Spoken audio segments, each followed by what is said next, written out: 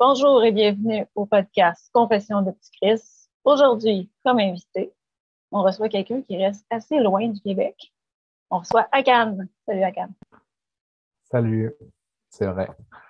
Un petit Français au Québec.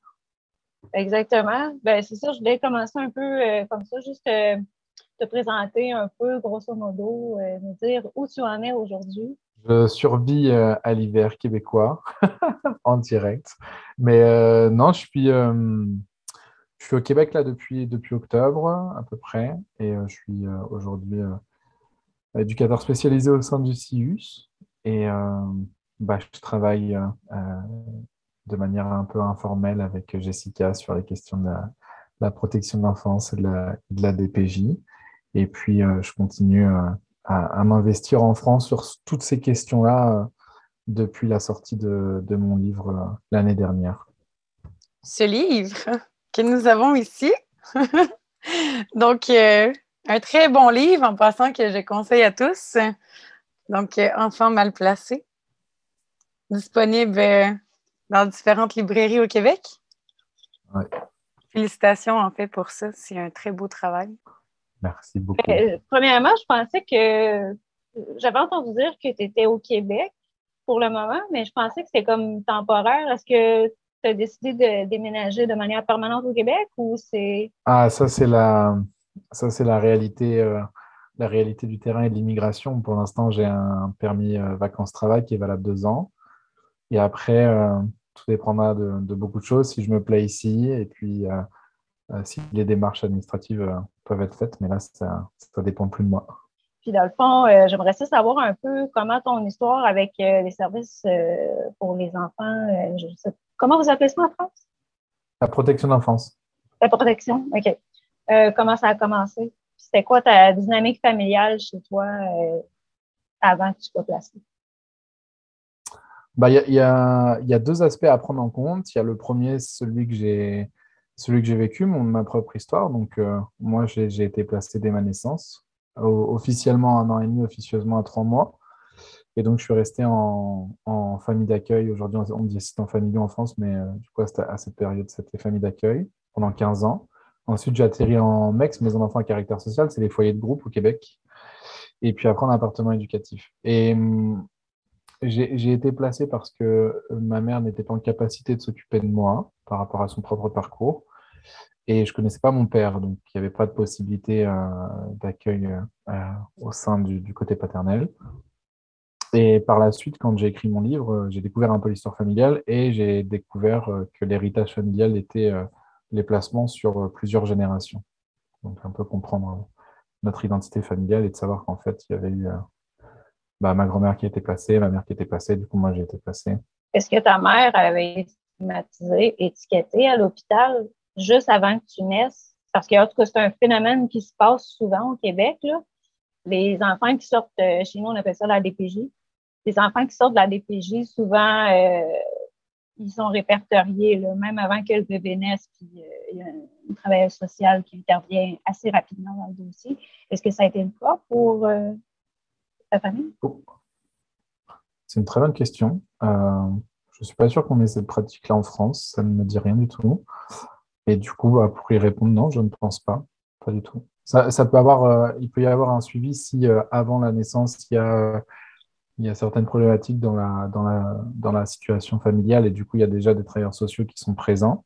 Mais au-delà de ça, non, il faut une information préoccupante qui doivent être faites. Mais dans ma situation, ça n'avait pas été le cas. Il y avait un suivi parce que ma mère, en fait, avait été, au moment de ma naissance, était dans la famille d'accueil dans laquelle moi j'ai été. Donc, elle était suivie, quoi qu'il arrive, mais il n'y a pas eu de répercussions quand elle est arrivée à l'hôpital. Et puis toi, c'est ta mère qui a demandé ton placement aussi. Alors, elle a forcé le placement. C'est pas elle qui l'a demandé, c'est les services sociaux du coup qui sont intervenus peu de temps après ma naissance parce qu'elle n'était pas du tout en capacité de me gérer. Mais c'est elle qui a forcé le destin pour me mettre dans la famille d'accueil où elle était. Parce que de base, c'était pas ça qui était spécialement prévu. Enfin, ça fonctionne pas comme ça. Mais voilà, elle me volait dans les institutions dans lesquelles j'étais, euh, comme la Pouponnière par exemple, ou d'autres. Et puis, elle m'emmenait dans cette famille d'accueil-là parce que je pense qu'elle était en confiance avec eux et qu'elle elle pouvait partir vaquer à sa vie quotidienne. Ben moi, j'ai lu ton livre, chose que Maggie n'a pas lu. Malheureusement, elle n'a pas eu cette chance parce qu'elle est très occupée par ses études, entre autres choses. Mais sans vouloir gâcher le punch non plus à nos auditeurs, veux-tu nous parler un peu de comment c'est passé à cette famille d'accueil-là, comment tu étais traitée? Et je vais vraiment mettre deux points à ça parce que je ne veux pas tout mélanger et je pense que prendre du recul, c'est important.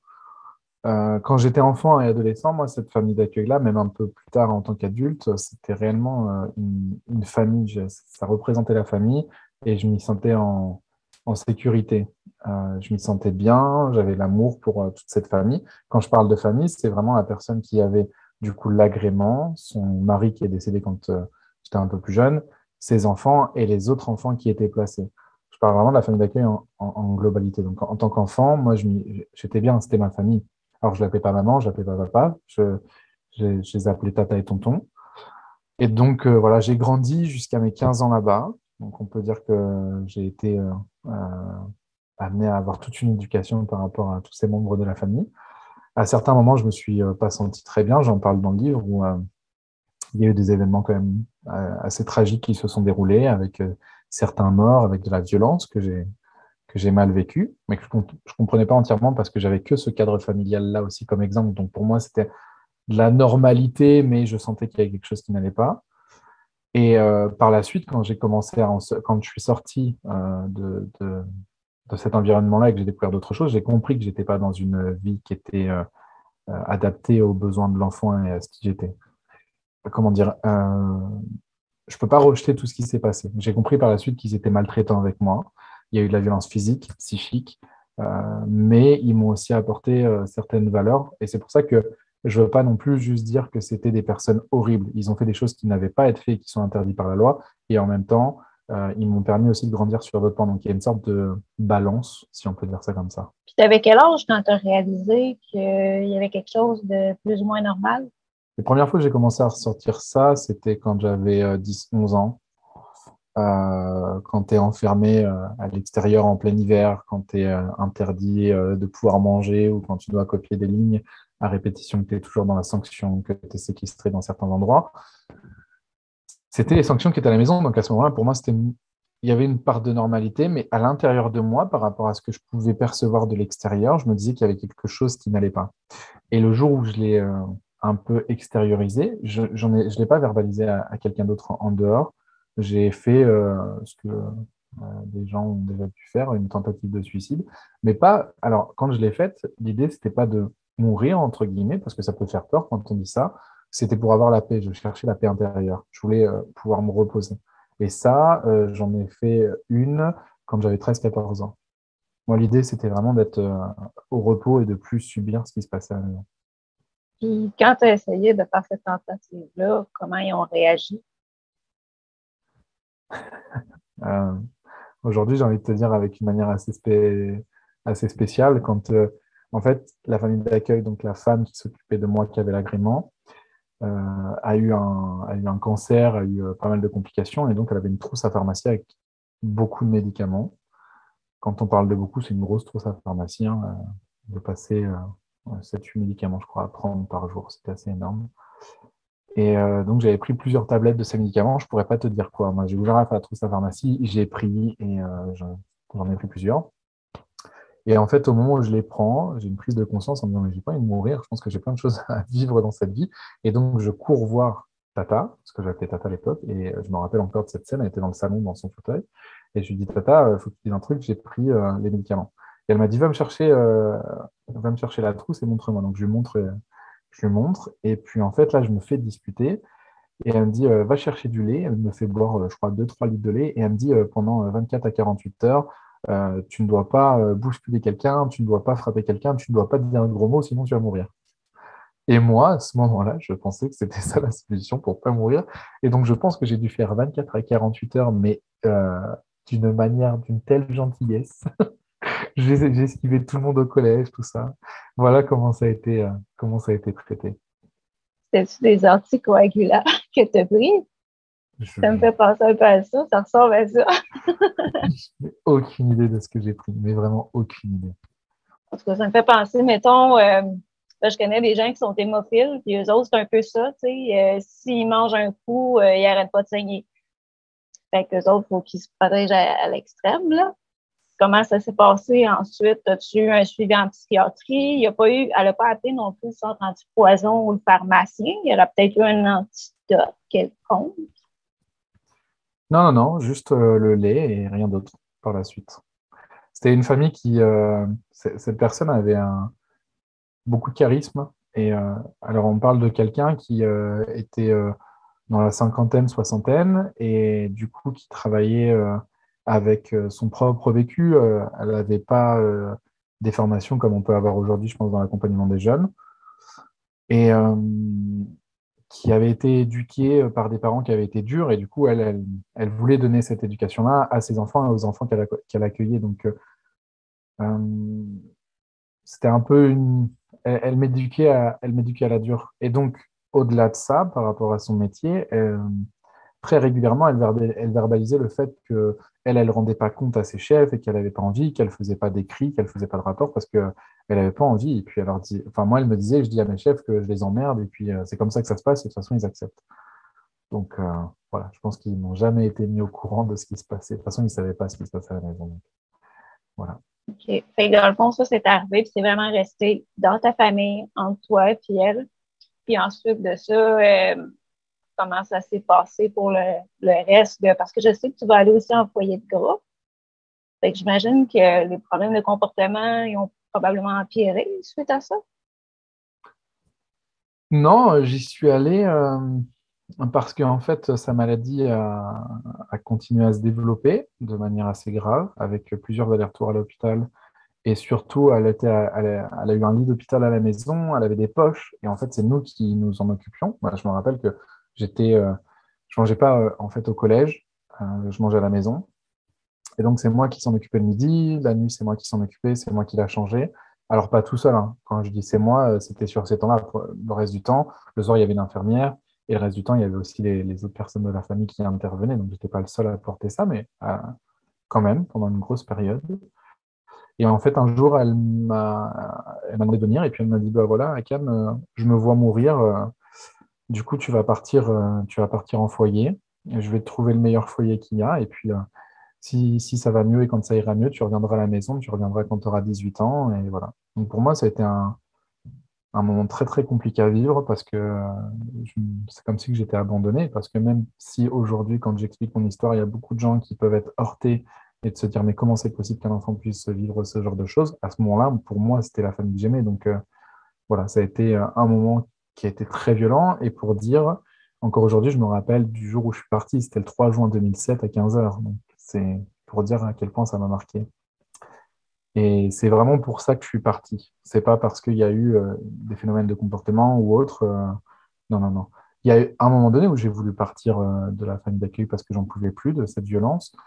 Et donc je l'ai dit. J'ai dit je veux partir, j'en peux plus. Et en fait, bah, Tata m'a pris dans la voiture et puis elle a dit bah ok je t'emmène, c'est bon, tu vas voir. Et donc elle part, elle roule et bah, dans la voiture elle me dit tu vas finir dans un foyer, tu vas être battu, tu vas manger avec les chiens, euh, tu vas pas avoir d'affaires, tu vas pas avoir d'argent. Enfin, elle me dresse un portrait assez horrible de ce qui peut se passer dans ce genre de structure. Et à la moitié de la route, je lui dis non, c'est bon, je veux rentrer parce que j'avais peur de ce qui pouvait se passer. Mais en fait, ce qu'elle me racontait, au fond, bah, c'est ce qui se passait à la maison. Aujourd'hui, je m'en rends compte, mais bah, moi, je l'ai transféré sur autre part. Et puis, elle m'a dit non, non, t'y vas. Et puis, au bout d'un moment, elle fait demi-tour et puis on rentre à la maison. Puis je pense qu'il y a des fois aussi où elle t'envoyait chez je sais pas comment tu l'appelais déjà, là, une gardienne un peu, là, une personne qui s'occupait de toi lorsque tu pouvais être un peu tannant, malcommode ou je sais pas si tu veux nous en parler un peu dans tes mots plus précisément, mais je pense que c'était des moments un peu plus difficiles aussi quand elle t'envoyait là, n'est-ce pas? Bah, pour faire un tableau, pour ceux qui comprennent pas trop la protection de l'enfance ou la DPJ, donc il y avait la famille d'accueil qui était là, et nous, les enfants placés, on va dire. Donc on rentrait dans le cercle familial, mais on était 4 enfants. Et sur les 4 enfants, donc il y avait moi, il y avait un autre garçon, et il y avait 2 autres filles. Et une des filles était dans cette famille d'accueil-là parce qu'elle était placée. Donc ça veut dire que il y avait une défaillance familiale. Et en fait, cette fille, donc sa mère vivait à un petit quart d'heure de chez nous en voiture, et sa mère est devenue amie avec la famille d'accueil.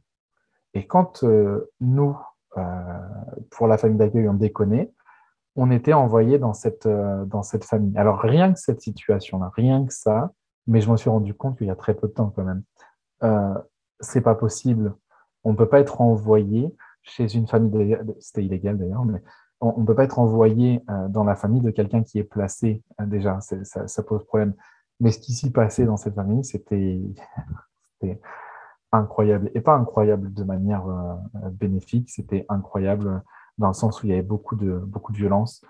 Vous voyez l'image du logement insalubre avec des excréments de chats, de chiens, bah, il y en avait dans la baignoire, il n'y avait pas de nourriture, il y avait des tas de linge partout, il y avait beaucoup de violence. Hein. Quand moi je venais, on se faisait frapper, on devait copier des lignes. On était là-bas, à chaque période, de toute façon, c'était quand on était puni, donc on n'avait pas le droit à quoi que ce soit de positif. On était puni, donc c'était violence, tout ça. Et bon, je sais pas si ça se verra, je pense pas que ça se voit à la caméra, mais par exemple, ici, j'ai une cicatrice et c'est parce que j'ai été brûlé à la cigarette en représailles de quelque chose qui s'était passé à la maison. Et je pense que dans cette famille-là, il devait y avoir un mélange de beaucoup de choses. Je pense une sorte de fierté de pouvoir être un pilier par rapport à cette famille d'accueil-là et d'accueillir les enfants et de montrer qu'il y avait de l'autorité. Je pense qu'il y avait aussi une part de frustration parce que je ne suis pas sûr qu'ils appréciaient vraiment leur vie et en fait, ils nous le faisaient payer quand on venait. Il y avait beaucoup de choses qui se mélangeaient. Mais en tout cas, moi, j'ai toujours très, très mal vécu ces moments-là. Ça a toujours été très, très difficile. J'en ai fait beaucoup de cauchemars, je dormais pas la nuit. Euh, vraiment, je pleurais à chaque fois que j'allais là-bas. Et ça a continué jusqu'à la sortie du livre, quand j'ai fait une émission de télévision. L'émission sort, et en fait, bah, une des filles de cette famille-là, c'est là où je me suis rendu compte que du coup, ce qui se passait, c'était anormal, a commenté sur tous les commentaires des personnes qui disaient des choses quand même bienveillantes, que j'étais un menteur, que j'avais sorti ce livre-là pour l'argent, que j'étais un garçon qui avait été très heureux, qui n'avait pas de maltraitance. Puis à ce moment-là, j'ai compris à quel point c'était difficile pour un enfant ou un adulte d'ailleurs qui a eu un passé compliqué, qui a vécu des choses difficiles, de pouvoir s'exprimer. Parce que j'ai commencé à me remettre en question en me disant, mais est-ce que ce que je dis, c'est vrai? Et en fait, après, je me dis, mais non, mais enfin, c'est la réalité, ce qui s'est passé. Et c'est fou ce que juste comment dire, ce que des commentaires d'une personne peuvent faire mal en se disant, mais comment toi, tu n'as pas pu voir et comment tu peux m'attaquer là-dessus alors que ce qui se passait, c'était pas normal. Ça me fait penser un peu, ça me fait clairement penser à de l'emprise psychologique. Puis j'ai été entendu parler qu'en France, vous avez des lois pour protéger de ça. Que l'emprise psychologique est considérée comme un crime. Est-ce que je me trompe? Alors, je suis pas assez bon sur la question législative pour dire si c'est un crime ou non. Mais oui, on a des lois qui protègent les enfants et qui sont censées être là. On a le défenseur des droits qui est présent. On a les travailleurs sociaux qui sont justement là pour garantir la sécurité de l'enfant. Mais à ce moment-là, moi, sur mon placement, il y a plusieurs éléments. Il y a une période où les travailleurs sociaux ne venaient plus à la maison et c'est assez inexplicable. Et j'étais tellement manipulé que quand j'avais rendez-vous, par exemple, quand j'étais enfant avec le psychologue, j'avais adopté des stratagèmes pour pas qu'on voit ce qui se passe à la maison. C'est-à-dire que moi, je dessinais des soleils, j'étais toujours joyeux, radieux, et donc on ne pouvait pas s'imaginer ce qui se passait. Et j'ai compris ce qui se tramait. Pareil, un peu plus tard, quand j'ai fait une bonne introspection sur moi-même, que la famille d'accueil, en fait, me manipulait et m'expliquait que si je dénonçais des choses, si je disais des choses, on allait m'enlever et que j'allais perdre tout l'amour que je vivais ici et qu'on allait me mettre dans un endroit qui allait être horrible. Donc, en fait, je me sentais un peu comme un justicier qui défendait sa famille par rapport à l'oppresseur qui était la protection d'enfance. D'ailleurs, j'avais une image très négative de l'éducatrice spécialisée qui me suivait, alors qu'au fond, c'est une personne qui a beaucoup de cœur et qui m'a suivi pendant 16 ans quand même. Donc, c'est pour vous dire. Mais avant qu'on revienne sur ton foyer de groupe, je pense que c'est intéressant qu'on mentionne, parce que tu l'as bien dit aussi, tu as vécu des moments qui étaient positifs aussi dans cette famille-là, malgré tout ça, dont les moments d'été, je crois, qui étaient vraiment les plus beaux moments pour toi. Donc, avant peut-être de parler de la transition vers le foyer de groupe, voudrais-tu nous parler un peu de ces moments-là estivales? Ouais, ben oui. Mais d'ailleurs, j'ai toujours dans le cœur cette chose, c'est que la famille d'accueil avait des origines espagnoles et donc il y avait une maison de vacances en Espagne. Et chaque été, à chaque vacances d'avril, certaines fois en décembre, on allait en Espagne. Et moi, c'était le moment de liberté dans l'année. On me laissait jouer dans le village, on me laissait vagabonder. Et c'est les plus beaux moments que j'ai vécu. J'allais jouer avec les copains du village. Le soir, on se rejoignait à 23h, on faisait des cache-cache géants dans le village euh, là-bas. Alors, c'était fou. Je jouais au foot tous les jours. Il n'y avait pas de pression par rapport à la scolarité. Il n'y avait pas de pression par rapport à des horaires. Donc, non, ça a été énormément de belles choses. Il y avait une des filles qui était en couple avec une famille, enfin avec une famille, non, avec un homme, mais sa famille à lui. Ils étaient incroyablement gentils et je mets le mot incroyable parce que c'était des personnes vraiment en heure bienveillantes, sympathiques. Ils avaient une maison avec une piscine aux abords de la ville, un peu plus loin et on y allait assez régulièrement. Donc c'était que des bons moments et en fait, je suis tombé amoureux de ce pays. Je pense aussi par rapport à ça parce que je me sentais bien et régulièrement, je retourne en Espagne parce que je suis fou amoureux de cette culture et de la mentalité espagnole, celle de l'ouverture et du partage et voilà, ce que j'essaie de défendre aussi aujourd'hui dans mon quotidien. Quand je suis devenu éducateur spécialisé, j'ai vu que en tant qu'enfant, on pouvait aller sur au Québec, je crois que ça s'appelle les camps de jour. Nous, c'est des séjours de vacances, des colonies de vacances. Et donc, les familles d'accueil peuvent envoyer les enfants là. Nous, on avait une famille d'accueil qui voulait nous garder avec eux. Et c'était en Espagne. Donc, c'est quand même une sacrée chance. Moi, je trouve que c'est une chance que j'ai eue de pouvoir voyager dans un tel pays. Mais c'est ça, ce que j'allais dire, c'est ce qui est souvent dommage dans ces dynamiques familiales, où il y a de la violence autant psychologique que physique, c'est que les bons moments, des fois, ils servent juste à garder les personnes qui subissent la violence accrochées. C'est qu'il y a toujours un cycle où est-ce que tu as la lune de miel, puis ça va super bien, puis après ça se dégrade, puis là, la violence revient, puis là, ben, tu sais qu'il y a la lune de miel qui s'en vient, fait que ça fait que c'est plus difficile de décrocher, là, mais c'est un peu ça que je trouve qui est dommage. Tu sais, j'ai vécu un peu, ce que tu dis me fait penser à des situations que j'ai vécues, là, dont la fameuse tentative de suicide que tu as faite. Là, moi aussi, j'en ai fait une, puis mon père a vraiment, vraiment pété un sale plomb, là. Puis c'est ça qui a fait que j'ai décidé de partir, là. Mais tu sais, c'est qu'à tant avoir des cycles comme ça qui se répètent, c'est qu'il faut vraiment que la violence s'amplifie vraiment beaucoup pour qu'on décide de sortir, là.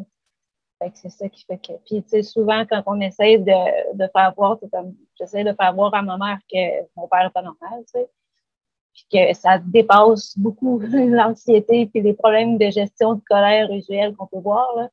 Fait que, tu sais, d'essayer de conscientiser les gens qui ont vécu dans le même climat que nous, ben, c'est comme un vrai défi. Fait que, fait que c'est ça. Tu sais, dans le fond, après ça, tu disais que tu as été en foyer de groupe. C'est ça. Du coup, à mes 15 ans, j'ai été, euh, j'ai été là-bas. C'était, c'est une grosse structure.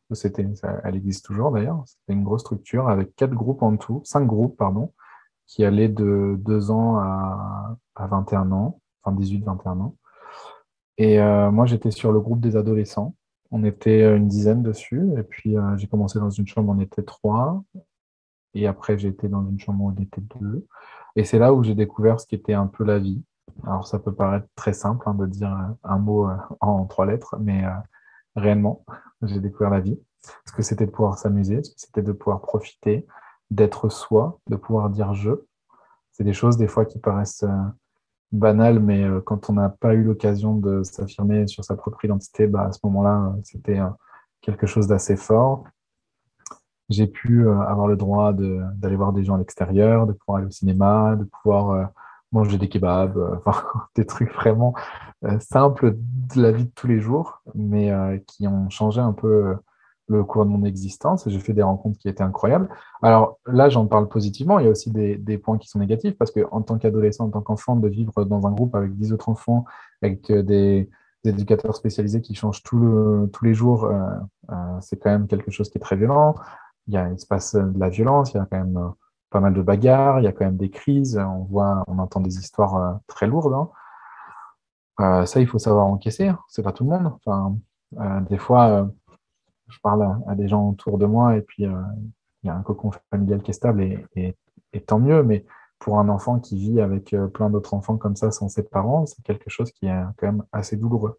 Mais moi, par rapport à ce que j'avais vécu, ça a été un endroit qui m'a apporté beaucoup de choses et j'ai eu de la chance d'avoir des professionnels qui étaient quand même bien engagés et je pense qu'ils croyaient en nous. Donc ça m'a poussé, moi, à avancer, à dépasser certaines choses qui étaient difficiles. Puis tu mentionnais il y avait un roulement de personnel important. Les intervenants, ils changeaient constamment. Bah, déjà, bon, à l'époque où je suis arrivé, les travailleurs sociaux, je sais, là je dis travailleurs sociaux parce que au Québec et en France, c'est pas du tout la même chose. Mais en France, on peut dire travailleurs sociaux, ça on va englober à peu près tout le monde. Mais du coup, le travail était organisé sur des quarts de travail de 24 heures. Donc on avait des professionnels qui étaient là quand même sur une grosse période. Mais le lendemain, ça a changé. Moi, ce qui m'avait marqué, c'était les enfants qui disaient qu'ils travaillent demain. C'est bête, on est à son domicile normalement. Enfin, normalement, on est chez nous, mais tu entends qu'ils travaillent demain. Est-ce que aujourd'hui, chez toi ou n'importe qui, tu vas dire qui travaille demain? Est-ce que ton enfant te dit ça pour savoir qui va être là? Ça prouve que ça change tout le temps. Et on était dans une structure où il y avait 4 groupes. Et du coup, je ne pourrais pas dire combien d'éducateurs il devait y avoir par groupe, mais ça changeait tout le temps. Ça changeait. Alors, on avait une équipe qui était à peu près stable. Moi, au tout début, je suis arrivé, c'était la même équipe. Mais on va dire en milieu de séjour où j'y étais, au bout de quelques mois, il y a eu pas mal de roulements de professionnels et on avait beaucoup de gens qui venaient sur des courtes périodes et ça changeait régulièrement comme ça. En plus des stagiaires qui étaient présents, donc en fait, on voyait régulièrement de nouvelles têtes. Et ça a quand même un impact pour la confiance qu'on peut avoir envers les adultes et comment on peut nous grandir dans un environnement qui change tout le temps. Donc, ouais, voilà. Puis au niveau des services, au niveau psychologique, ou, tu sais, je veux dire, il y avait quand même des choses que tu avais vécues qui n'étaient pas faciles. On n'est pas revenu sur ta maman, mais je pense aussi il y a eu un deuil que tu as eu à vivre autour de ça aussi. Est-ce que tu as senti que tu as eu du soutien par rapport à ça? Pas du tout, pas par rapport à ma mère. Déjà, dans la famille d'accueil où j'étais, j'avais eu un psychologue quand j'étais petit, mais ça s'est vite arrêté. J'ai dû l'avoir quand je devais avoir 5 6 ans, et puis ça a dû s'arrêter, je sais pas, 7 8 ans, ça a été très court. J'ai pas eu de suivi psy au décès de ma mère. Ma mère, elle est décédée quand j'avais 8 ans, mais j'ai rien eu. D'ailleurs, la manière où on me l'a amenée, c'était quand même très brutal. On m'a dit ta mère est morte, et ça, c'était comme ça.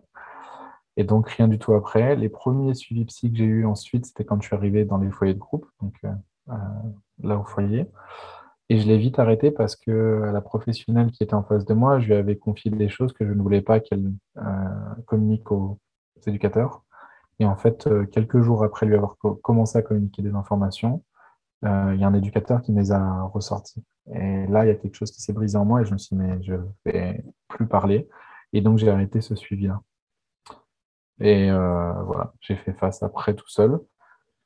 Et c'est des éducateurs qui, à un moment donné, m'ont poussé un peu dans mes retranchements, qui ont réussi à me refaire prendre le goût, de me faire comprendre que avoir un soutien extérieur où je puisse avoir un endroit rien qu'à moi pour m'exprimer et puis avancer sur moi. Et enfin, c'est grâce à certains moments et à certains professionnels que j'ai réengagé quelque chose par la suite. Mais en tant qu'adolescent, à ce moment-là, non, j'ai une fracture par rapport à ça. Oui, parce qu'on le voit bien dans ton livre aussi, ça a été important pour toi de vraiment retourner dans le passé, si on peut dire ça comme ça, pour vraiment comprendre d'où tu venais et qu'est-ce qui s'était passé aussi. Tu as même vraiment, à la fin de ton livre, fait une enquête vraiment sur le décès de ta mère parce que, en fait, on ne t'avait pas expliqué non plus son décès. Donc, je pense que si tu veux en parler, je pense que c'est une bonne occasion en même temps, mais tu as eu une belle surprise au début du mois de mars aussi d'un artiste assez connu qui a rendu hommage à ta mère de façon magistrale. Je vais te laisser l'honneur de le dire parce que moi, je suis encore sous le choc, là. C'est vraiment quelque chose. Bah oui, pour retracer un peu tout ça, je vais essayer de faire court mais intense par rapport à cette personne qui est ma maman, qui était ma maman et qui l'est encore d'ailleurs, enfin, à l'intérieur de moi. C'est quelqu'un que j'ai très peu vu dans ma vie, qui était présente à certains moments et pas du tout, qui a une grosse histoire, même si elle est décédée très très jeune, elle est décédée quand elle avait 26 ans. Donc j'avais peu d'informations sur elle. Pour moi, ma mère, c'était juste une représentation un peu iconique, un peu, euh, on va dire, si je devais prendre la religion comme une sainte, quoi. Ouais, c'est un peu ça. Archétype. Ouais. C'était ton héros. C'était ton héros aussi. C'était ça, ben, à l'intérieur, ce qui me faisait tenir et ce qui me faisait ne pas dévier vers la délinquance ou autre, c'était de me dire que je voulais rendre fier à ma mère. Donc c'est ce qui m'a quand même fait tenir pendant pas mal d'années. Et donc voilà, j'ai vécu avec ça pendant très longtemps et j'ai commencé à écrire le livre et en fait, je me suis posé la question à un moment donné de qui j'étais et en allant à qui j'étais, ça venait à d'où je viens et le d'où je viens provenait obligatoirement de ma mère et en fait, là, je me suis dit, mais en fait, t'as aucune information sur ta mère, tu ne sais pas qui elle est. Et donc, on a commencé avec mon frère à faire de grosses recherches sur son histoire. Et bon, on a découvert beaucoup de choses. D'une part, que le décès qu'on nous avait annoncé n'était pas réel. La première fois qu'on m'a dit qu'elle était décédée, elle avait été écrasée par un camion. La deuxième fois, c'est qu'elle avait eu une overdose. Et la troisième fois, qu'elle a été assassinée. Donc, à un moment donné, on se dit, bon, ce serait bien d'avoir une version et une version officielle quand même. Donc on a creusé, on a découvert beaucoup de choses sur elle, des points très beaux comme des points très difficiles. C'est quelqu'un qui a été dans la prostitution, qui a fait des co-fastes. Et puis elle a eu une super idée, c'est qu'elle a, avant de mourir, la cause de son décès, c'est qu'elle a voulu, euh, par amour pour ses enfants, gagner de l'argent pour s'occuper de nous. Sauf qu'elle a décidé de voler une très grosse quantité de substances illicites à une certaine mafia et il y a eu des représailles et donc elle est décédée. Mais derrière ce geste un peu fou, il y a quand même beaucoup d'amour et ça a renforcé toute l'image que j'avais pour elle. Et quand j'ai fait ce livre-là, donc je fais l'enquête policière, une vraie enquête policière, je dis pas ça juste comme ça, c'est une réelle enquête qu'on a faite. Et donc il y a une des parties du livre qui est consacrée à elle. Et quand j'ai sorti le livre, donc il y a une émission très connue sur le territoire français qui s'appelle Ça commence aujourd'hui, qui va parler des travailleurs du sexe, travailleurs, travailleuses, et des enfants, pardon, et des enfants de travailleurs du sexe, travailleuses du sexe. Et donc je suis invité à cette émission, on me propose de la faire. Et j'accepte de le faire parce que je me dis c'est le moment où je vais rendre hommage à ma mère. C'est le moment où, après tout ce qu'elle a vécu dans sa vie et tout ce qu'on a vécu, c'est de remettre notre nom de famille euh, en haut et de manière belle, de manière poétique, de manière forte. Enfin voilà, je voulais vraiment faire quelque chose pour elle, pour me dire il y a des millions de Français qui vont voir ma mère, qui vont voir cette belle femme, et quand ils vont la voir, ils vont se dire waouh, quelle femme. C'est ça que je voulais vraiment. Euh, et donc on fait l'émission, énormément de retours. Vraiment, c'était un beau moment et j'en repars très satisfait. Je me dis voilà, j'ai fait ce que je voulais faire. Et il y a quelques jours de ça, une des personnes qui a fait l'émission, on était trois à faire cette émission, Jimmy et Shane. Et Shane m'envoie une photo d'une capture d'écran et qui dit regarde. Et en fait, sur cette fameuse capture d'écran, on voit Stromae, chanteur international belge, qui est quand même pas mal connu, qui a fait une chanson suite à cette émission. En fait, il nous a vus, tous les trois, et il a été touché par cette émission-là. Et il a regardé l'émission avec sa femme, qui est aussi une grande fan de cette émission. Et ça l'a inspiré. Nos histoires l'ont inspiré. Il a décidé d'en faire une chanson, d'en faire un clip qui est d'ailleurs assez beau, je trouve, parce qu'il prend toutes les parties prenantes et les paroles sont fortes et ça représente bien ce qu'on a voulu dire. Et en fait, ça peut paraître bête, mais c'est là où tu te dis, mais n'hésitez pas à exprimer ce que vous avez envie de dire, ce que vous pensez au fond de vous. J'ai croisé des gens qui me disent, mais je ne vais pas parler parce que personne ne va m'écouter, personne ne va m'entendre. Mais non, genre, allez-y parce que le message que moi, j'ai voulu faire passer pour ma mère, l'hommage que j'ai voulu lui rendre, il dépasse énormément de choses. Maintenant, je veux dire, là, l'artiste a fait une chanson là-dessus, ça a été vu des millions de personnes. Je veux dire, mais si ma mère, elle était là, mais je pense elle serait trop fan. Moi, en tout cas, je suis fier de la portée du message que j'ai voulu faire passer. Et, et ça me renforce encore plus quand je parle avec des gens et de leur dire, mais n'hésitez pas à vous exprimer. Il n'y a pas d'histoire mauvaise ou quoi que ce soit. Je sais il y a tout un processus psychologique pour pouvoir exprimer ce qu'on a vécu, mais il faut essayer. Il faut essayer parce que ça peut apporter. Et en tout cas, là, cet artiste-là, en portant notre parole, montre qu'on peut le faire. Donc, je vous conseille d'aller voir d'ailleurs la chanson parce qu'elle est cool. Oui, puis aller voir le vidéoclip parce que le vidéoclip est majestueux, là. Je veux dire, c'est vraiment l'État qui organise des funérailles pour, en fait, ta mère. Donc, c'est très émouvant. Les images sont vraiment percutantes. Donc, oui, on le mettra en lien pour nos auditeurs. Ouais. Donc, après le foyer, dans le fond, tu es resté là environ combien de temps au foyer avant d'aller, je me souviens plus des termes exacts, là, mais c'était plus un foyer de transition vers la vie adulte. Euh, C'était le Dali, hein, que tu étais allé. C'est ça. Tu es resté combien de temps au foyer de groupe avant d'aller au Dali? Alors, la période, c'était un an et demi, 2 ans. Et puis après, Dali, en fait, c'est une maison transitoire pour aller en appartement éducatif. Un appartement éducatif, c'est comme si vous, en tant qu'étudiant, vous avez un appartement, sauf que nous, il y a un éducateur qui vient et puis vous travaillez avec lui pour tout ce qui est autonomie, prise de budget, le travail auprès de toutes les structures Ouais, un au peu Québec, on sociales. appelle ça des appartements supervisés.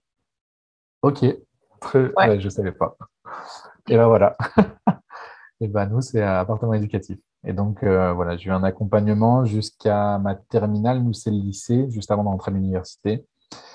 Et ça s'est arrêté après. Bon, la manière, pareil, d'où ça s'est arrêté, c'était un peu violent, hein. On se prend le système en pleine face. En tout cas, moi, je me le suis pris, mais l'inspectrice de l'ASE qui gérait ma situation m'a dit, bah, tu nous coûtes trop cher maintenant. Tu as ton diplôme en poche, c'est terminé. Et donc, je suis rentré à l'université en étant au final tout seul. Juste pour des précisions, l'ASE, c'est pour ceux qui nous écoutent, c'est un peu comme la DPJ ici. Donc, c'est. Parce L'aide que c'est sociale ça. à l'enfance, c'est la DPJ au Québec. Ça m'amène un peu à me questionner justement comment ça allait à l'école, autant quand tu es sorti de foyer groupe qu'avant. Bah moi, ça a plutôt été parce qu'en fait, l'école, c'était une atmosphère différente, c'était quelque chose qui m'amenait du positif, j'ai rencontré des gens extraordinaires, euh, et ça me permettait de sortir de mon quotidien qui me pesait. Et c'est là où j'ai rencontré des gens extraordinaires. Je le dis parce qu'il y a des personnes que j'ai rencontrées à l'école qui sont aujourd'hui ma famille. On parle beaucoup de la famille de sang. Moi, j'ai une famille de sang, mais j'ai aussi une famille que je me suis construite et aujourd'hui, c'est mes piliers. Donc, c'est grâce à l'école, moi, que j'ai eu ça. Et puis, après, j'ai toujours eu cette énergie en moi qui me disait qu'il fallait pas que j'abandonne les cours, même si je trouvais ça lourd et que j'étais pas spécialement fan du système scolaire, qui m'ont fait que j'ai réussi à avoir des diplômes pour m'insérer dans la société.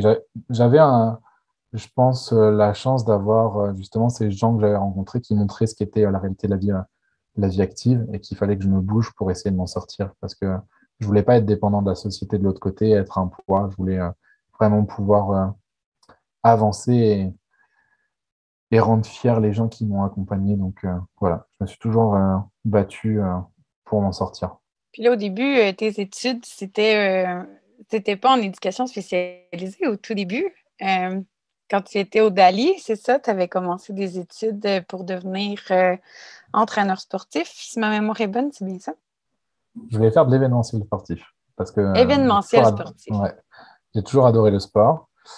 Et donc, ça s'appelle STAPS en France, c'est l'Université pour le sport. Et j'ai commencé à faire ça, mais ça a été très compliqué financièrement parce que j'avais pas d'aide extérieure, donc j'ai dû arrêter pour travailler.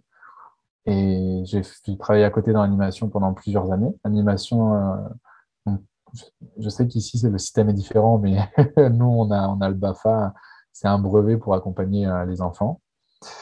Et c'est devenu une passion, donc j'ai fait ça pendant un moment. J'ai vite progressé dedans où j'ai été directeur. Et c'est une amie qui était une de mes animatrices qui m'a dit mais Akan, toi, t'es pas directeur, t'es éducateur. Voilà, ça m'a fait réfléchir. Et à partir de là, j'ai entrepris de reprendre mes études et de devenir éducateur spécialisé. Ça n'a pas été une route facile, je ne vais pas vous mentir. Je vais faire un pré étudiant, j'ai travaillé pendant un an, 7 jours sur 7. Enfin, voilà, j'ai bien charbonné, comme on dit. Mais j'ai eu ce petit diplôme et ça, c'était cool. Puis, c'est quoi les découvertes importantes que tu as faites à travers ton parcours, autant académique que ton expérience professionnelle qui a suivi? La plus importante, c'est la dernière phrase de mon livre et ça, je le défends, mais jour après jour. Euh, et d'ailleurs, Jessica est un bon exemple. Euh, la vie est une question de rencontre. Ça peut paraître vraiment bête comme phrase. Et il y a des gens qui vont dire peut-être t'en fais trop. Mais c'est pas grave. Moi, j'y crois énormément parce que c'est les rencontres qui m'ont fait progresser, qui m'ont fait avancer. Et, et je sais que pour certaines personnes, je suis dans l'extrême parce que j'adore aller vers les gens, j'adore rencontrer, j'adore échanger. Mais c'est parce que c'est une telle richesse d'aller vers l'autre, c'est une telle richesse. Et c'est ce qui me pousse à avancer encore aujourd'hui, que ce soit de manière personnelle ou professionnelle. Donc voilà, j'ai envie de dire ça. Après, mon parcours en tant qu'ancien placé et éducateur spécialisé m'a aussi montré plusieurs facettes de la protection d'enfance. J'en comprends aussi un peu les ficelles, que ce soit pour les travailleurs sociaux, que ce soit pour les politiques, que ce soit pour les anciens placés.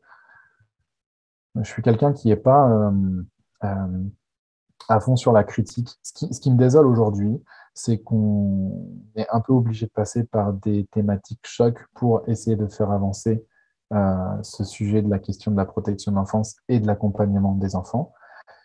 Alors que dès qu'on va parler de positif, en fait, c'est un peu dire, bon, en fait, on n'a pas besoin de travailler sur ces thématiques-là. Alors que je suis persuadé que si on pouvait dire, bah voilà, ça fonctionne, mais on peut l'améliorer, et si on allait dans ce chemin-là, on pourrait grandement apporter à tous ces enfants.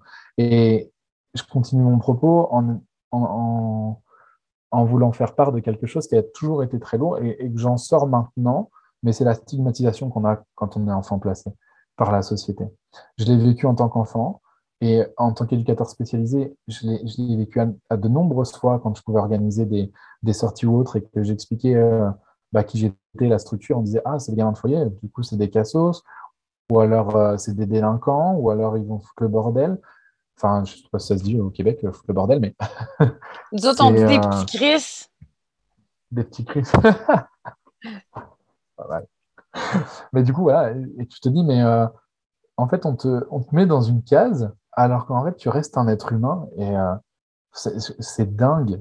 Je trouve ça dingue. Et d'ailleurs, ce que les gens oublient, c'est que la protection de l'enfance, et je pense comme la DPJ, c'est pour tout le monde. C'est que du moment que tu es enfant, tu dois être protégé. Ça va pas plus loin, en fait. Donc, chaque enfant, dans chaque famille, dans chaque sphère, fait partie de la protection de l'enfance. C'est pas juste une case à côté ou parce que tu as eu un accompagnement ou parce que tu es placé, c'est ça. Pour moi, la protection de l'enfance, ça doit être de manière globale. Et c'est comme ça qu'on va accompagner et les enfants et les parents, parce que c'est pas que les enfants d'ailleurs. Si on veut que les situations avancent, c'est aussi accompagner les parents et les accompagner à avoir des compétences. Voilà un petit peu. Ben, tu vois, ça, Un peu long. c'est le problème au Québec, c'est qu'il y a beaucoup d'entre nous qui passent dans le système de la DPJ. Nous, on se fait redresser, on se fait réformer à grands coups de grille de restructuration cognitive, d'ateliers de gestion scolaire, de stress, etc. Mais les parents, ils ont quoi? Ils ont rien. zéro. Fait que toi, après ça, tu finis ton placement, tu reviens dans ta famille, toi, tu as changé, tes parents ont pas changé. Qu'est-ce que ça fait? Ça pète, ça saute. Fait qu'il y a beaucoup, beaucoup de retours dans la famille qui finissent mal. Puis ça a donné aussi à une transition à la vie adulte qui est mal préparée, qui est mal planifiée. Puis c'est souvent là j'imagine que Jessica t'en a parlé, là, mais qu'il y a beaucoup de jeunes qui sortent de la DPJ, qui décrochent scolairement parlant, socialement parlant, qui tombent dans l'errance, vulnérabilisante, dans l'itinérance. Fait que je ne sais pas si c'est quelque chose qui arrive aussi en France, mais on a des problèmes particuliers à ça. Mais tu sais, avant que tu enchaînes, je pense que ça peut être pertinent que tu nous parles en France du contrat jeune majeur qui est un petit peu différent. Ici, nous, on demande un extender care, donc un allongement des services au-delà de 18 ans. On a ici au Québec le programme PQJ qui est un programme en fait qui soutient jusqu'à 19-20 ans les jeunes les plus hypothéqués, si on peut dire ça comme ça.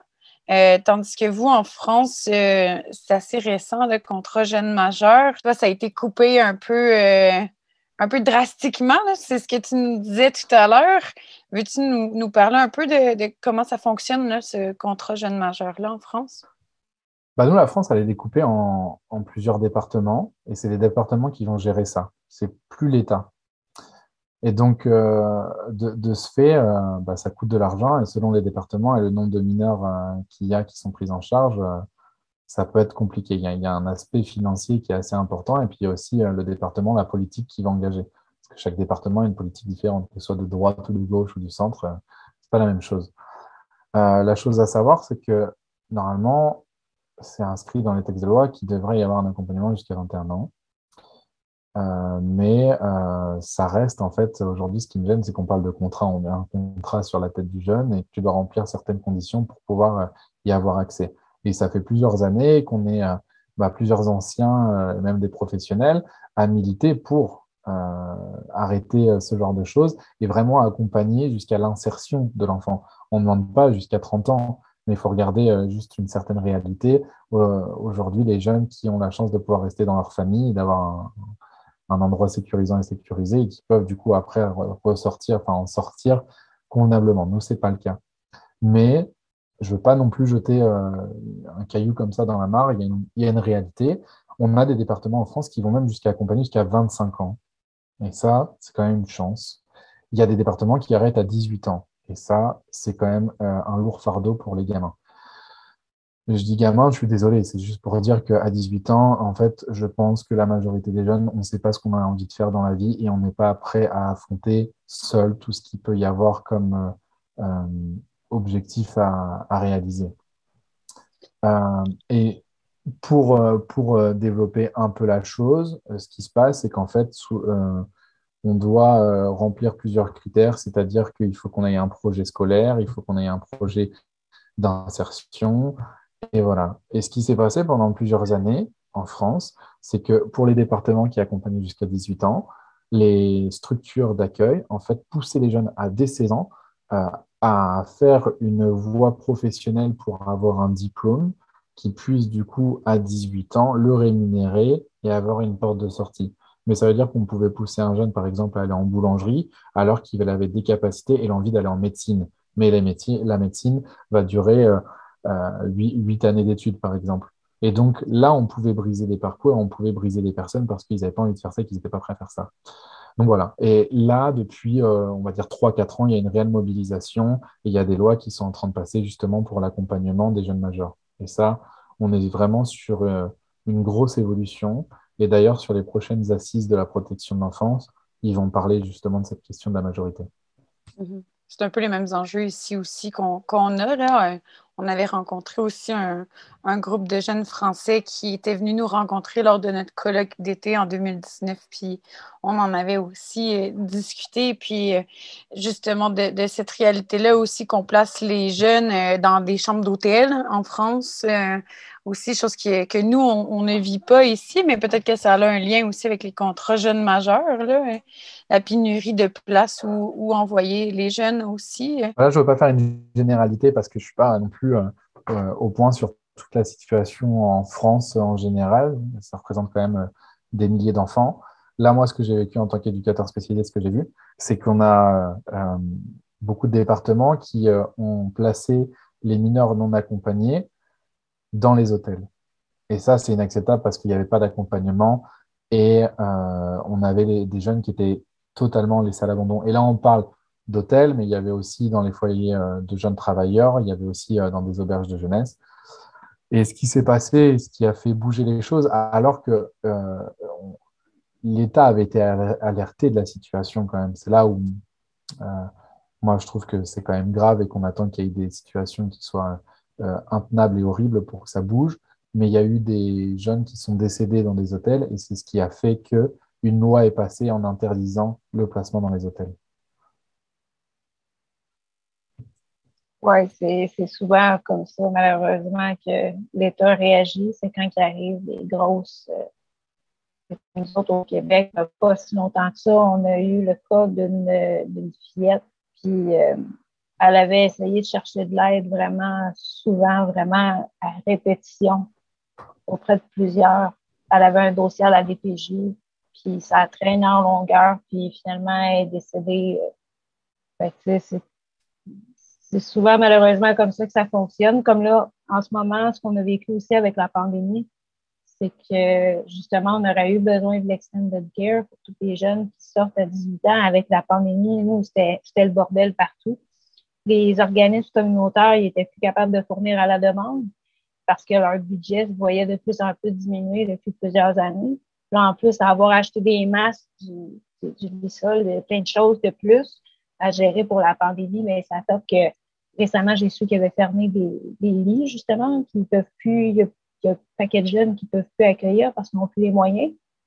Puis notre gouvernement n'a pas encore bougé parce que justement, c'est pas assez gros, c'est pas assez flagrant. Alors qu'au final, et c'est ça qui m'embête, c'est que si on n'accompagne pas les jeunes là et qu'on arrête à 18 ans, et que justement, comme tu parlais des ruptures après, s'il y a une rupture, ils vont retomber dans le système social et vont essayer d'obtenir des aides sociales. Donc, il y a des financements de l'État. Donc, en fait, l'État va redistribuer de l'argent et en fait, c'est un engrenage parce qu'on vient dans une forme d'assistanat parce qu'ils ne sont pas prêts à s'occuper d'eux-mêmes. Alors que si on investissait réellement sur ces jeunes et qu'on leur donnait la capacité de pouvoir subvenir à leurs propres besoins, ben en fait, ce serait une plus-value pour le gouvernement, et ça de n'importe quel pays, parce qu'on va apporter une compétence au pays, on va apporter une compétence là-dedans. Et c'est la problématique de la vision à court terme. Euh, je ne vais pas critiquer les politiques, mais c'est de se dire qu'ils font un programme qui va être sur entre 4 et 6 ans, ça dépend d'où on est, alors qu'au final, si on réfléchissait à un accompagnement sur la durée de l'enfance de l'adolescent, pardon, sur la durée de l'enfance jusqu'à sa majorité, même un peu après, jusqu'à ses études, et qu'on l'accompagnait vraiment jusqu'à son insertion, et ben en fait, on n'aurait plus cette problématique-là et on n'aurait plus peut-être plus besoin de redonner de l'argent encore après parce qu'il revient dans le système. Je pense que nous, on peut s'encourager maintenant on a une vision un peu plus de prévention. Là. Avec la commission Laurent aussi, c'est un peu le virage qu'on s'est donné. Il reste encore qu'il faut vraiment des volontés politiques puis du financement dans les organismes communautaires pour vraiment faire de la prévention, de proximité aussi. Comme nous, ici, on a le docteur Gilles Julien qui fait de la pédiatrie sociale, qui est un modèle qui a vraiment fait ses preuves aussi, puis on gagnerait à en avoir davantage un peu partout au Québec. Mais je suis d'accord qu'il faut mettre les bouchées doubles pour justement éviter aussi ce cycle intergénérationnel comme tu as pu vivre, sans toutefois stigmatiser les anciens en pensant qu'ils vont répéter ce cycle-là. Donc, c'est de trouver l'équilibre aussi, d'assurer que les services soient là puis qu'ils soient adaptés aux besoins, en fait. Il y a bien du chemin à faire encore. Au Québec, je ne sais pas si tu l'as vécu aussi depuis que tu travailles maintenant. Au Québec, on manque de personnel dans les ressources de la DPJ, dans tous les paliers de la DPJ. Autant pour les travailleurs sociaux que les éducateurs spécialisés, etc. On dirait qu'il y a quelque chose qui se passe socialement parlant. Il y a un gros roulement de personnel. Beaucoup de monde tombe en burn-out. Puis ça devient un cycle répétitif où est-ce qu'il tombe en burn-out, il tombe en congé maladie pendant 6 mois, 1 an. Il revient au travail.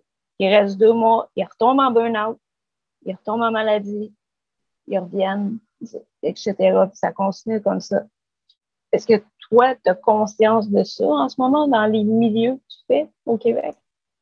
Oui, bah, je vois dans l'équipe avec laquelle je travaille qu'il y a des gens très investis, mais qui aussi sont impactés par ce qu'ils peuvent vivre autour dans l'équipe avec bah, beaucoup de situations où il n'y a personne pour accompagner les familles qui manquent du personnel, il n'y a pas assez de enfin, ouais, je le vois, je le ressens.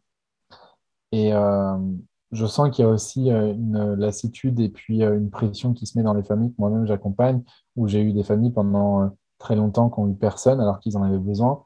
Et il y a une frustration qui est là et il y a quelque chose de très lourd par rapport à cette situation aussi. Ouais. Oui, il y a une difficulté pour plusieurs personnes d'accéder à des services, autant en psychiatrie. Je vais te donner un exemple. En 2020, j'ai fait une psychose. Puis là, c'est dans ces eaux-là que j'ai su que je faisais du stress post-traumatique, que c'était peut-être lié à la psychose que j'ai faite. J'ai essayé plusieurs démarches pour avoir un suivi en psychiatrie, puis j'ai jamais été capable d'en obtenir. J'ai fait ma psychose. Je suis restée à l'hôpital 1 semaine en internée. Puis quand je suis partie, j'ai mon médecin de famille qui essaye de se débrouiller du mieux qu'il peut avec ce qu'il connaît de la chose. Puis il n'est pas très, très connaissant. Là, j'ai une médication, je suis stable, j'ai arrêté de consommer, mais c'est ça, on est plusieurs à avoir ce problème-là aussi, d'accès aux services. Si tu as déjà un pied dans le système, c'est pas super. C'est comme moi, je suis née avec des problèmes de tuyauterie. Puis je suis suivie par vraiment à peu près 5 spécialistes là, pour différents organes. Mais quand on touche à la psychiatrie puis aux services sociaux, ça s'en vient de plus en plus compliqué à avoir des services.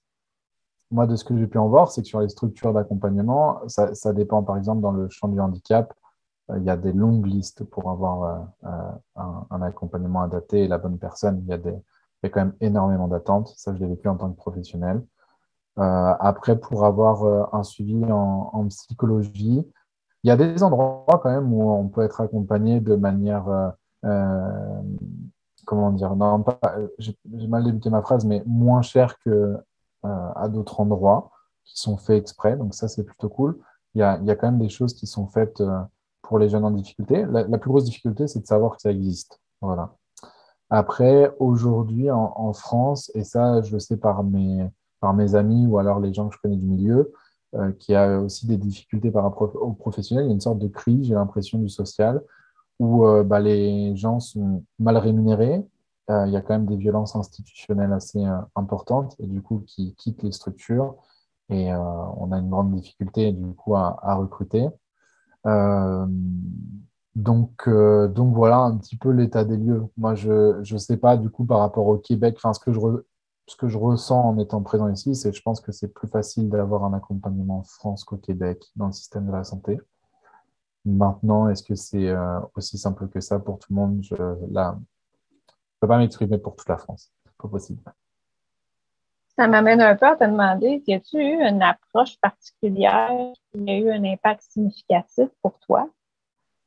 Bah, j'ai essayé l'hypnose, mais alors vraiment par hasard, parce que j'y croyais pas du tout, hein. De base, moi, je me suis dit, ah, c'est un truc un peu de charlatan. Désolé pour tous les professionnels qui ont fait de formation là-dedans, mais vraiment. Mais c'était la mère d'une amie qui est médecin et qui, du coup, a fait pas mal de formations en hypnose médicale.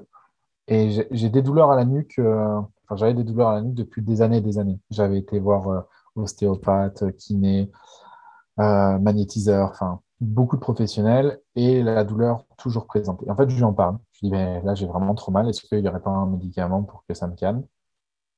Elle me dit, bon, on peut essayer l'hypnose. Bon, de base, je dis oui pour lui faire plaisir, hein, la première séance. Ça, c'est pour dire. Et donc, je me dis, bon, je vais faire la séance. Et en fait, elle me fait la séance et c'était un truc de fou parce que j'avais plus mal après. J'avais plus mal. Je me dis, mais qui est-ce qu'elle m'a fait? C'est de la sorcellerie ou quoi? J'avais vraiment plus mal. Et en fait, non, j'ai compris que c'était une autre approche dont j'avais besoin. Et puis, aujourd'hui, du coup, je continue ça. Ça fait 2 ans que je fais de l'hypnose. Alors, il y a des séances où il se passe pas grand-chose. Et pour ceux qui imaginent qu'on est dans un état second, c'est pas spécialement le cas. En fait, on est dans un état de, de bien-être. En fait, on se pose et en fait, on pose notre corps. Et moi, le plus grand à faire, c'était vraiment de me reconnecter à mon corps parce que mon esprit était et est toujours en perpétuelle réflexion. Ça tourne tout le temps. Je réfléchis à tout, aux interactions, à ce qui se passe autour de moi, au futur, au passé, au présent. Mais dans tout ça, j'avais oublié mon corps physique. Pourtant, il est visible, mais je l'avais complètement oublié. Et donc, voilà, j'ai eu cet accompagnement-là et je le continue parce que ça m'apporte énormément aujourd'hui. Je sais que j'ai encore du travail à faire, mais je pense que toute la vie, on a du travail à faire parce qu'on évolue tout le temps. Mais en tout cas, ce que j'ai envie de faire, c'est pour avoir une sorte de ligne médiane de bien-être qui me permette d'essayer d'être quelqu'un de bien, bien dans mes valeurs, bien dans mon éthique, bien dans ce que je suis et bien dans ce que j'ai envie d'être. Donc, voilà. Si tu avais des valeurs qui t'ont le plus aidé dans ton parcours, ce serait quoi? Le respect de l'autre, le respect de l'individu. Et ça, il y a une personne qui m'a appris encore plus, c'était mon collègue en Espagne. J'avais fait un stage là-bas en tant qu'éducateur spécialisé. C'était un prêtre éducateur. Et c'était la première fois que j'ai rencontré quelqu'un qui avait un tel respect de l'individu. Mais pas simplement juste des phrases qu'on peut dire comme ça. C'est-à-dire que même en off, il avait un respect de l'autre incroyable. Il avait un amour de l'être humain. Et je sais pas, il m'a montré une vision de la vie, moi, qui m'a impressionné. Ça veut pas dire que tous les jours, je suis toujours en amour de l'être humain, hein. Il y a des fois où je suis dans la critique ou ce genre de choses, hein, mais ça veut dire que j'ai encore du travail. Mais lui, il m'a vraiment montré quelque chose de puissant. Si tu avais 3 souhaits, une lampe magique avec 3 souhaits, que tu peux changer quelque chose, ça serait quoi? Si c'est par rapport à l'actualité, je dirais à rapporter un climat environnemental positif et qu'on soit plus dans l'urgence climatique. Voilà. Ce qui permettrait aussi de sauver les êtres humains dans le futur et même dans le présent actuellement. Deuxièmement, ce serait de pouvoir créer une émotion mondiale, générale, que chacun ait en soi par rapport au respect de l'autre. Et du coup, ça en viendrait à avoir une égalité de toutes les personnes, que ce soit homme, femme ou autre, qu'importe sa situation dans la société, qu'on soit plus dans le jugement et que du coup tout le monde puisse se sentir à l'aise dans ce qu'il est. Et le troisième, à me marier avec Shakira. Moi, je pense que ça, c'est pas mal. C'est bon. Si tu avais un message à transmettre aux jeunes qui sont en ce moment dans la DPJ ou dans la protection de la jeunesse, tu leur dirais quoi? Juste de croire en eux, de pas attendre que quelqu'un croie en nous, mais que eux croient en eux. Je pense que c'est ça la plus grande force. Parce que si tu vas chercher dans ton fort intérieur qui tu es, je pense que tu peux faire de grandes choses. Alors que si tu attends que quelqu'un te dise que tu sois quelqu'un de bien ou que tu es capable, si tu attends que l'autre te remplisse d'amour ou de force, tu peux faire face à beaucoup de déceptions à un moment donné parce que l'autre ne sera peut-être pas prêt à t'en donner comme tu aimerais en avoir ou en recevoir. Et donc voilà. Si tu crois en toi et que tu te dis que tu es quelqu'un, bah, tu pourras faire de grandes choses, je pense. Voilà. Et qu'importe euh, les montagnes à gravir, on parle souvent de ça, et bah, de l'autre côté, il y a quelque chose que tu connais pas et ça va t'apporter un petit truc sympa. En tout cas, pour avoir gravi une montagne avec toi à Cannes, on peut dire que parfois c'est plus difficile à monter. Mais une fois rendu en haut, on admire la beauté du paysage et on est drôlement fiers de nous. Alors, il faut persévérer. C'est Sur exactement ça, ça, en plein hiver. exact. Sur ça, je te remercie beaucoup de ta participation. Ça a vraiment été un plaisir de t'avoir à notre micro. J'espère que tu as aimé l'expérience aussi. Puis, on va te souhaiter une belle fin de soirée. Puis allez voir le clip de Stromae Ouais. N'hésitez pas à lire mon livre aussi en même temps, moi ça me ferait aussi. plaisir. Voilà. Non, c'était vraiment cool, je vous remercie beaucoup. Et puis j'espère qu'on ne sera pas les seuls à prendre la parole et que de plus en plus d'enfants maintenant qui sont placés et d'anciens placés pourront se faire entendre. Moi je pense que c'est super important qu'il n'y ait pas que les mêmes personnes qui puissent s'exprimer, mais qu'il y en ait de plus en plus. Alors, Fait si que, vous êtes intéressé, enfant mal placé, et puis vous pourrez même avoir une dédicace, qui sait, à Cannes pourrait se rendre disponible pour vous le dédicacer. Soyez en grand nombre dans vos librairies près de chez vous. Merci à tous. Bye bye. merci. Salut.